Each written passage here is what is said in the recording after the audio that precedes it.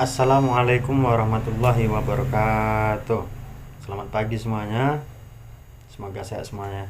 Alhamdulillah. Nah, jadi di pertemuan kita yang pertama kali ini kita itu akan membahas tentang sejarah kebudayaan Islam. Sebelum kita membahas yaitu sejarah kebudayaan Islam, di sini Bapak akan bertanya kepada kalian semua. Akan Bapak absen dulu ya, satu persatu. Hadir semua kan hari ini?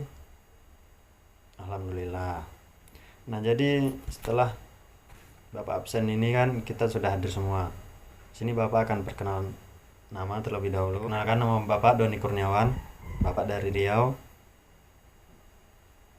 Selebihnya kalau ada yang mau ditanya silakan ditanya.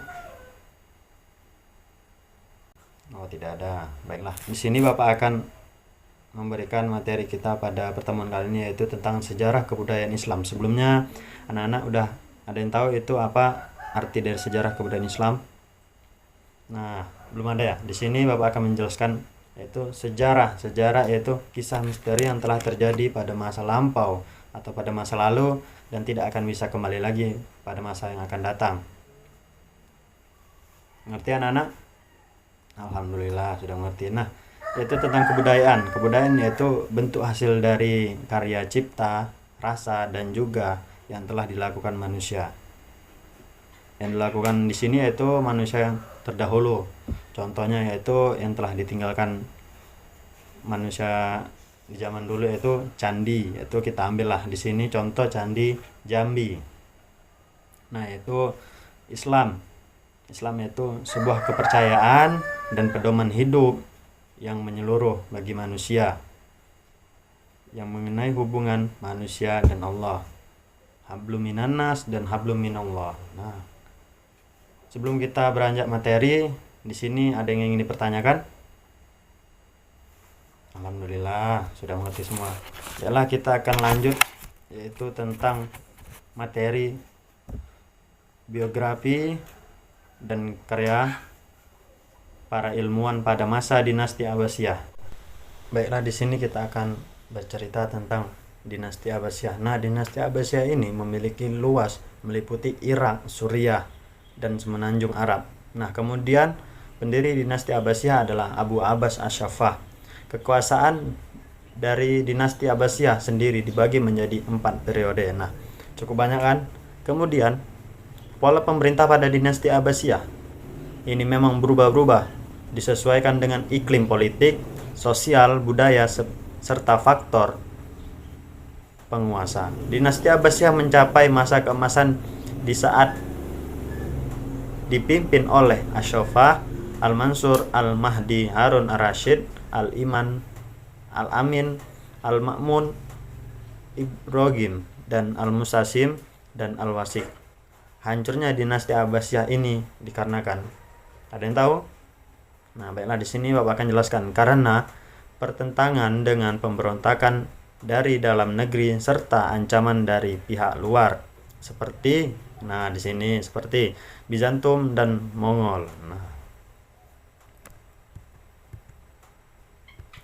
baiklah, di sini akan Bapak kasih tahu peninggalan dinasti Abbasiyah seperti Baitul Mah yang merupakan lembaga pusat kajian keilmuan yang didirikan oleh Khalifah Harun Ar-Rasyid. Nah, selain itu juga ada masjid, yaitu Masjid Al-Mutawakkil yang memiliki menara spiral di Samarra, Irak.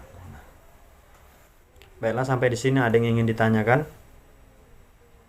Nah, baiklah, kalau jika tidak ada yang ditanyakan, baiklah kita akan memasuki tokoh-tokoh di zaman dinasti Abbasiyah. Nah, yang pertama yaitu tokoh kedokteran yang paling terkenal di sini adalah Ibnu Sina. Sebelum Ibnu Sina terkenal pada zaman dahulu, di sini ada tokoh non-muslim. Tokoh non-muslim tersebut yaitu Haris bin Khaladah. Nah, mengapa dia cukup terkenal? Karena pada sejak zaman Rasulullah SAW dan Nabi SAW menyuruh umatnya berobat kepada Haris bin Khaladah, karena beliau memiliki obat atau racikan yang sangat luar biasa, bisa menyembuhkan orang-orang yang telah berobat kepadanya. Baiklah anak-anak, dikarenakan waktu kita sudah mau sekitar berapa menit lagi sudah mau usai, jadi kita mempersingkat waktu. Nah, pada masa Bani Abbasiyah banyak sekali tokoh-tokoh Islam yang menguasai ilmuwan pengetahuan, diantaranya baiklah yang pertama yaitu Ibnu Sina di dalam bidang filsafat, biologi, dan kedokteran. Kedua yaitu Al-Farabi ini di bidang filsafat. Nah, yang ketiga yaitu Ibnu Rashid di bidang filsafat kedokteran. 4. Al-Khwarizmi disebut sebagai bapak aljabar, yaitu matematika. 5. Al-Khazim itu di bidang matematika yang memecahkan Archimedes. 6. Abu Wafa al-Bazani di bidang astronomi dan matematika yang mengembangkan trigonometri. 7 yaitu Al-Ghazali di bidang tasawuf. 8. Ibnu Khaldun disebut sebagai bapak sosiologi Islam. Nah, sampai sini ada yang ditanyakan anak-anak?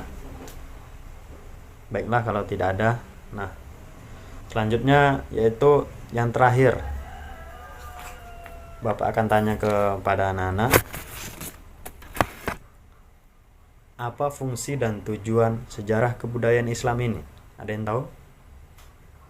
Oh, tidak ada yang tahu. Baiklah, fungsi dan tujuan sejarah kebudayaan Islam ini yaitu mendukung perkembangan Islam masa kini dan mendatang. Dan di samping cakrawala pandangannya terhadap makna Islam bagi kepentingan kebudayaan umat manusia.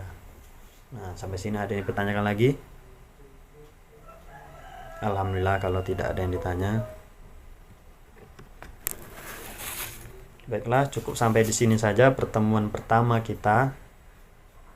Kalau tidak ada lagi yang bertanya, Bapak tutup. Kalau tidak ada yang bertanya lagi, baiklah kita tutup dengan lafaz hamdalah.